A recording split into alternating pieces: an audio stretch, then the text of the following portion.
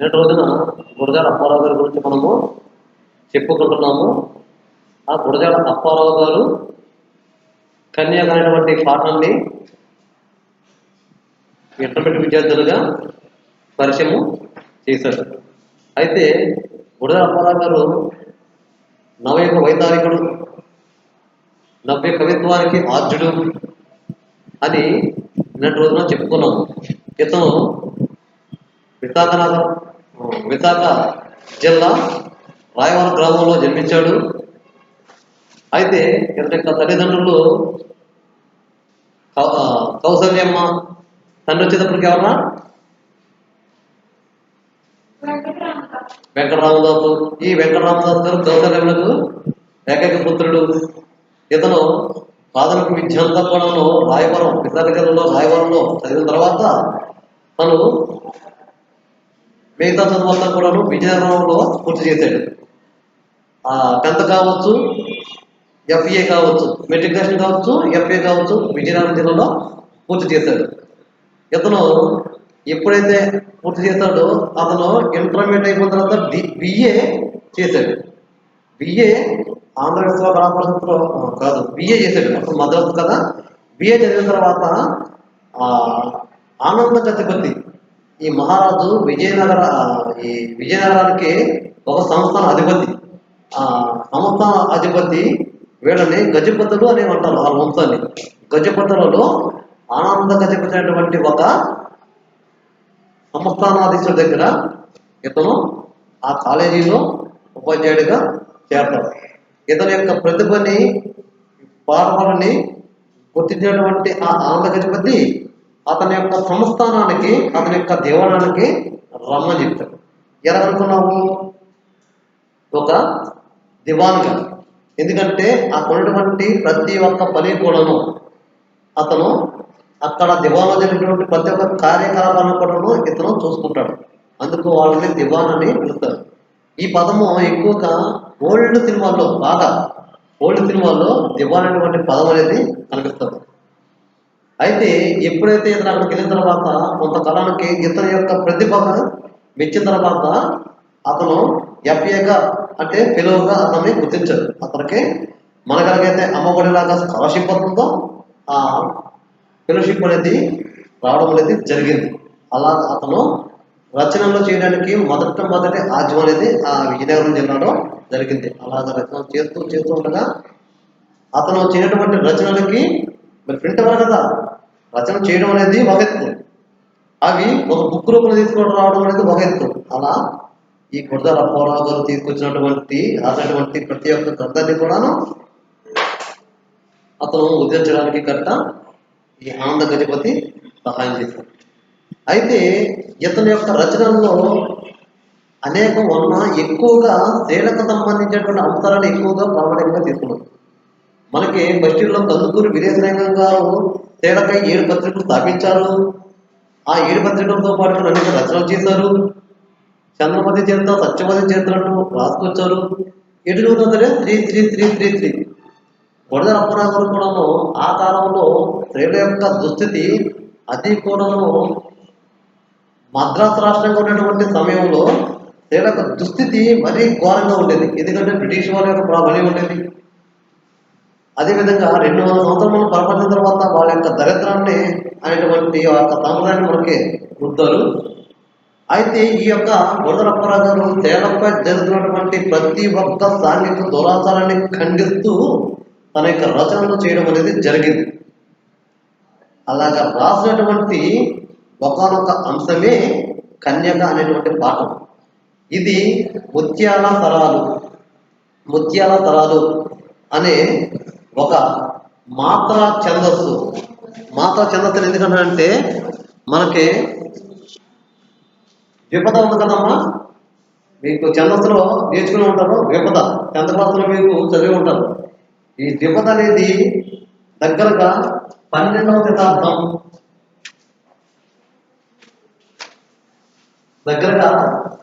శతాబ్దం లేదా 13వ శతాబ్దం.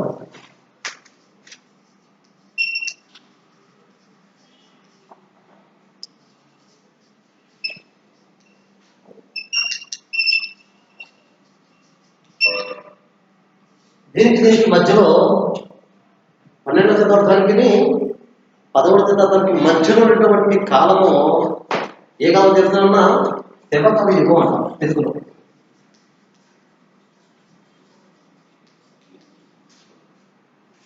ఈ శివకవి యుగంలో అప్పటికి కూడాను తెలుగు సాహిత్యంలో వచ్చినటువంటి అనేక రచనలు ఉన్నాయి. ఓ పక్క నుంచేమో జైన మతం యొక్క ప్రభావం భారతదేశంపై పడ్డది, అదేవిధంగా బౌద్ధ మతం యొక్క ప్రభావం పడ్డది. ఇక్కడ ఒక మతం అంటే ఒకరికి, ఒక మతం అంటే ఒకరికి పోటాపోటీ పెరిగిపోయింది. అదేవిధంగా ఇది చెప్పేది ప్రపంచ మతం కూడా, జైన మతం, బౌద్ధ మతం కూడా. మన భారతదేశం వచ్చేటప్పటికి శైవులు అంటేనేమో అంటే శివుడు అనుకున్న వాళ్ళంటేనేమో వైష్ణవులకు పడదు, విష్ణువు అనుకున్నవాడు. విష్ణువుకి దత్తావతారాలు కదమ్మా, 10 అవతారాలు కదా. ఈ 10 అవతారాలు కలిగినటువంటి విష్ణువు అంటేనేమో శివభక్తులకి ఇష్టం ఉంటుంది, శివభక్తులకి ఏమో విష్ణు భక్తులు అంటే ఇష్టం ఉంటుంది. అలాగే మధ్యస్థంగా ఉన్నట్టు కొట్టుకు తెచ్చిపోతున్నారు. రాజులు కావచ్చు, మిగతా ప్రజలకి కావచ్చు. ఇలాగా ఈ శివకవి యుగంలో శైవులకి వైష్ణవులకి విపరీతమైనటువంటి గొడవలు చేసి కొట్టుకు తెచ్చుకోరు. మతం పెద్ద రక్తపాతమే జరిగింది. అలాంటి సమయంలో శివకవులు ఆవిర్భవించారు. శివకవులలో ఈ పాల్గొకి ఏముండాలి మీ సర్వాత్మక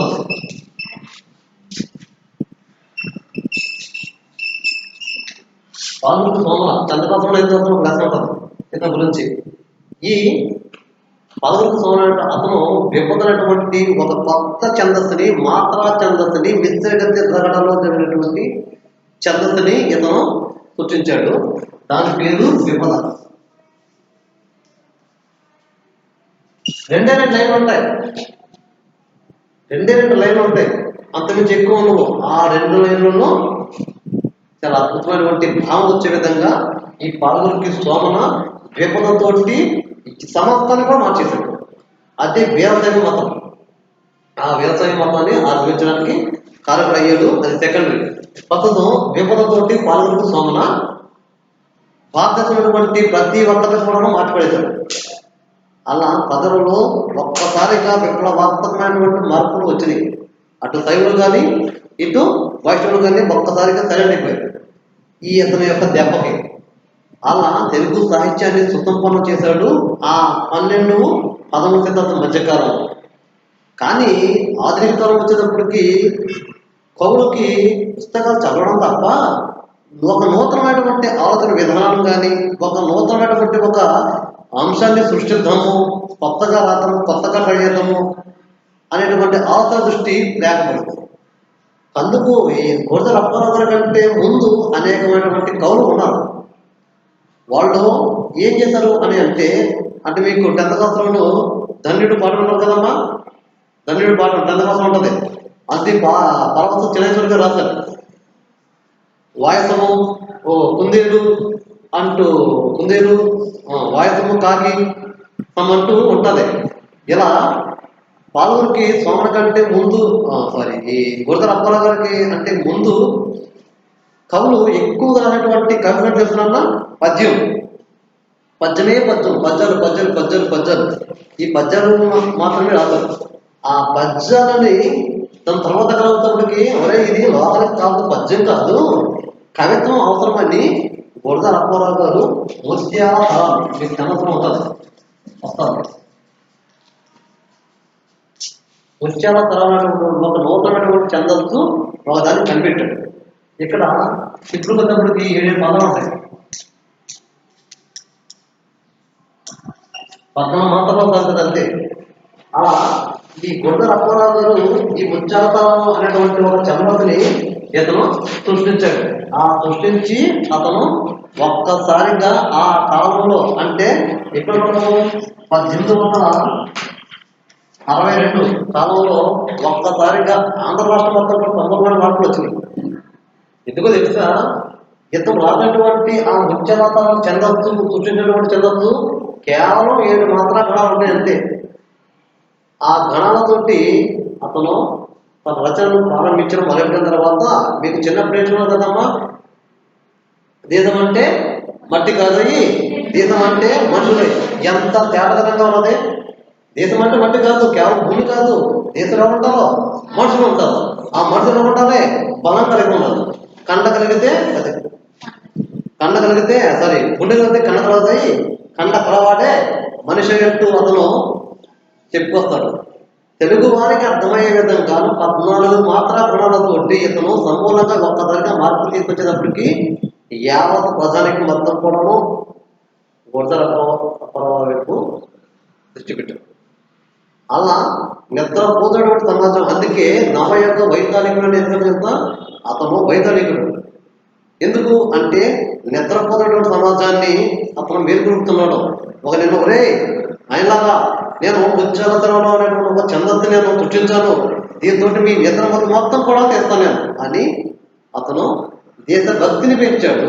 ఆ దేశభక్తితో పాటు సమాజంలో ఉన్నటువంటి సాంఘిక దురాచారాలన్నింటినీ కూడా రద్దింపజేయడానికి ఈ కుర్రపురా గారు ప్రయత్నం చేశారు. ఎలా అంటే వితంతు వ్యవహారం కుర్రపురా గారు చేస్తారు, కదుపులు వేరుసంగా చేశారు. అవునా? కేవలం ఒక వితంతు వ్యవహారాన్ని సమాజంలో ఉన్నాయి కాదు. స్త్రీకి సంపూర్ణమైనటువంటి స్థానం అనేది ఇవ్వాలి. ఆ స్థానం ఎక్కడ వస్తుంది అంటే కేవలము సమాజంలో నిద్రపోయిన సమాజాన్ని మేల్కొల్పుకు మాత్రమే స్త్రీకి వాల్యూ వస్తుంది. ఒకప్పుడు చరిత్ర చూసుకుంటే మొట్టమొదటిగా మాతృస్వామిక వ్యవస్థ అనేది ఒకటి ఉండేది. తల్లిదే రాజ్యం. ఆ రాజ్యము కొంతకాలానికి గౌతమిపుత్ర శాతకర్ణి వచ్చినప్పటికీ చూసాకదమ్మా తల్లినే పెడతారు. అందుకే గౌతమి అనేది తల్లి పేరు, శాతకర్ణి అనేది ఆడి పేరు. అలాగా తల్లి యొక్క కాలం వచ్చింది. దాని తర్వాత వచ్చింది పితృస్వామ్య వ్యవస్థ, తండ్రుల వ్యవస్థ. దాని తర్వాత స్త్రీలకి ప్రాధాన్యత తగ్గిపోయింది, వాల్యూ అనేది లేదు. సమాజంలో అసలు ఏ మూలాన్ని ఏ పూజలు కూడా స్త్రీకి వాల్యూ లేదు, వంటింటికి ఉంది. అలా ఉన్నటువంటి సమాజాన్ని బుడదల అప్పారావు గారు ఏమన్నా తెలుసా, స్త్రీలు దేశ చరిత్రను తిరగ రాస్తారు. ఎందుకు రాస్తలేదు? అప్పుడేమో వాల్యూ లేదు. కౌలందరూ కూడాను స్త్రీలని వంటింటి కుందేలు కింద అప్పుడు చెప్పాడు.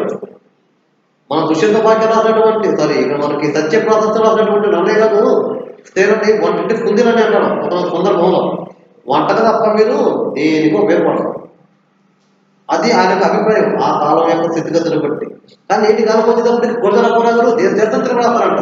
ముఖ్యమంత్రులు, సీఎంలు, బియ్యంలు, ఎమ్మెల్యేలు, పోలీసులు, అది ఇది అన్ని రంగాల్లో కూడా మీదే. ఇది చాలా మంది 50% రిజర్వేషన్ కూడా ఇచ్చారు. మళ్ళీ జాబ్ రావాలంటే పురుషుడి కంటే ముందు స్త్రీకే వస్తుంది జాబ్. ఇలా దేశ చరిత్ర తిరగస్తారండి. ఇదిగో 1862 కూడా ఎప్పుడు గురజాల అప్పారు. ఇప్పుడు రాసలేదా? ఇప్పుడు మీరు చదువుకుంటున్నారు అంటే ఇంకా కార్యము పందుకులు వేసేమో గురజాల అప్పారంటే మహామహుల యొక్క గొప్పతనం వల్లే. ఇవన్నీ చేయడానికి గల కారణం ఏంటి చెప్తున్నా? వీళ్ళందరూ కూడా ఆంగ్ల భాషా పరిజ్ఞానంపై పూర్తి పట్టు సంపాదించడమే. మన భారతీయులు కేవలము చతుర్వేద సారాన్ని గ్రహించడము, జ్యోతిష శాస్త్రంపై, వాస్తు శాస్త్రంపై ఇలా గ్రిప్పులు సంపాదించడం తప్ప ఒక్కొక్క పని లేదు.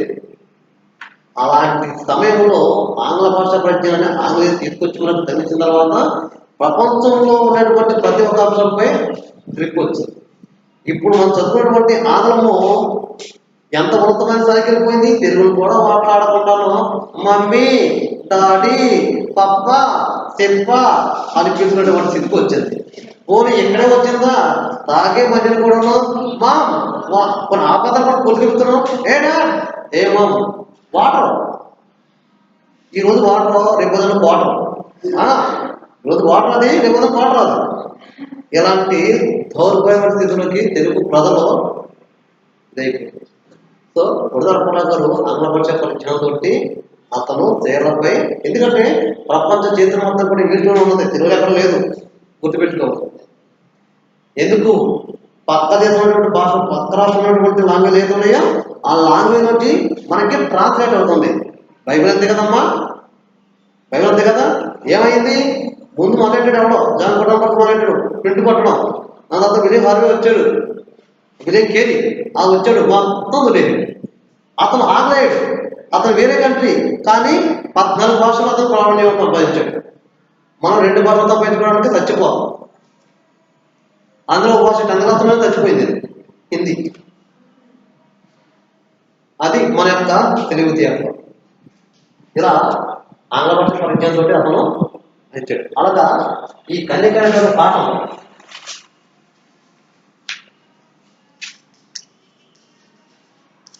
ఈ పాఠాన్ని గురుదల పరకు రాశాడు. అతని కన్యక ఎవరు?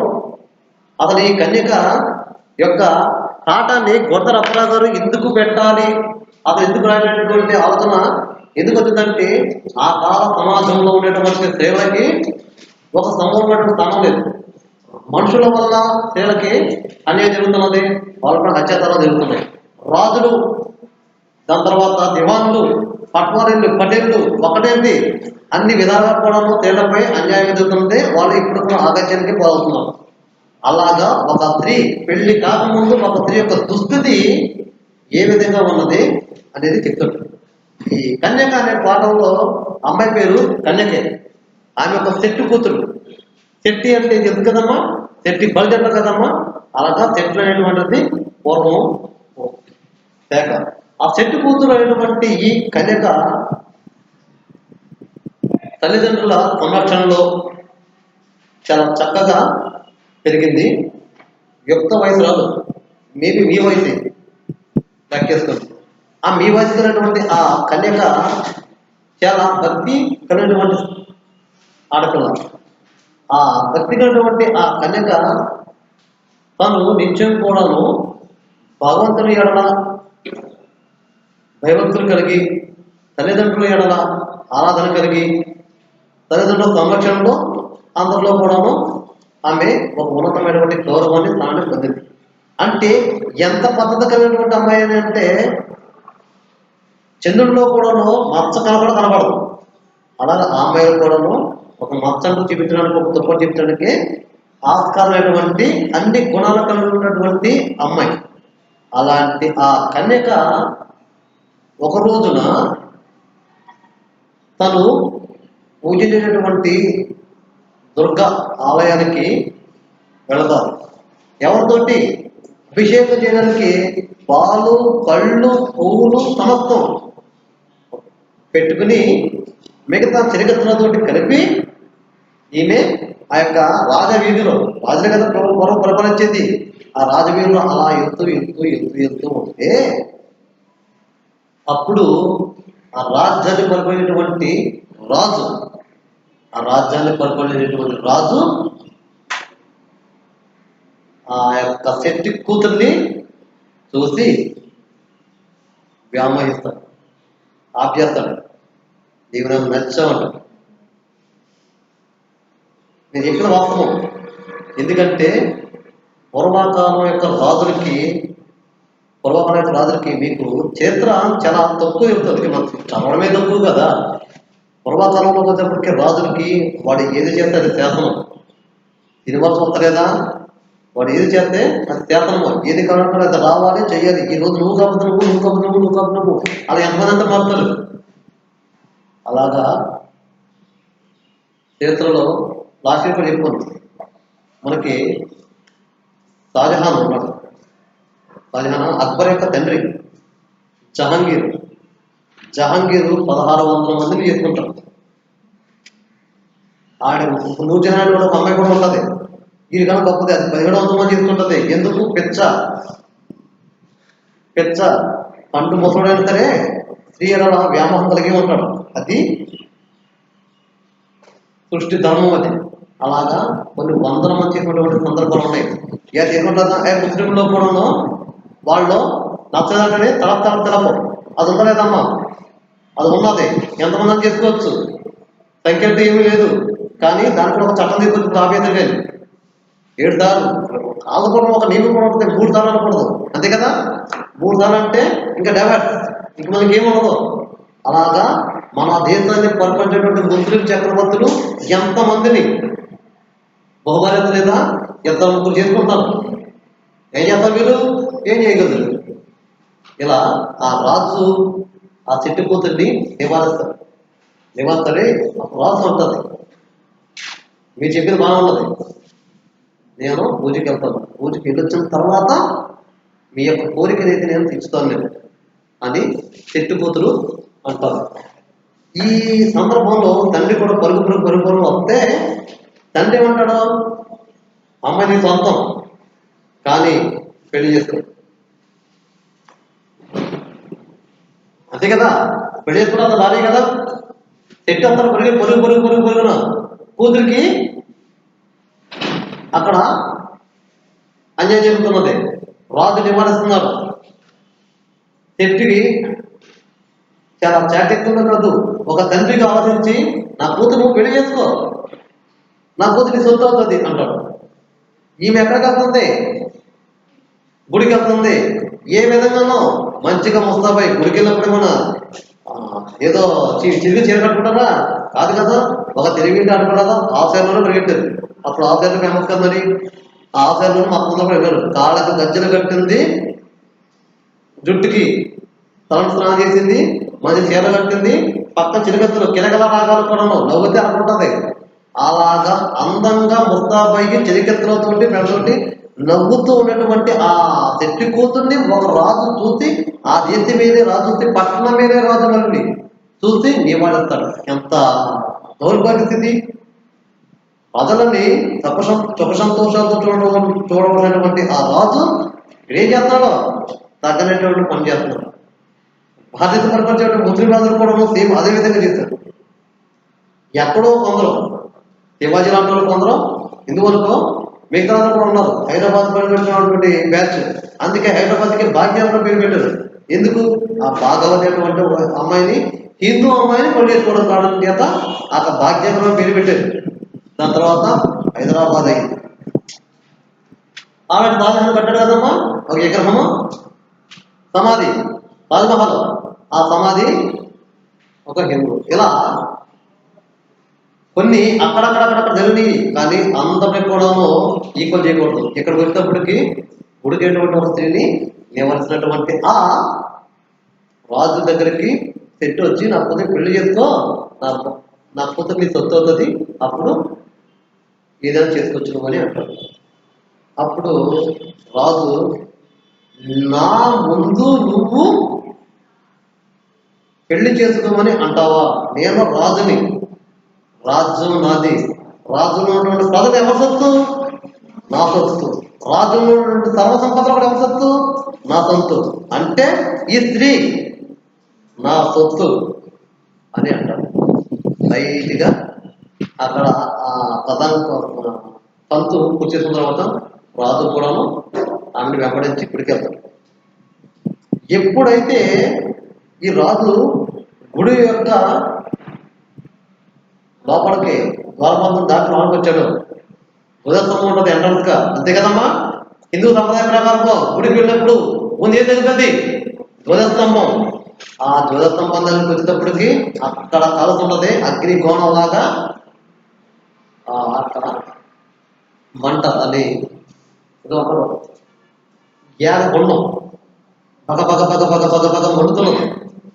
ఆ పగ మండుతుంటే ఈ చెట్టు కూతురు చుట్టూ రౌండ్ తీసుకొచ్చి పదం తీసుకొచ్చి ఆమె చేయనటువంటి ప్రతి ఒక్క కార్యాన్ని ముగించుకుని దుర్గపట్ల ఆ యజ్ఞగుండం దగ్గరికి వచ్చి ఒక్కసారిగా దూకేసి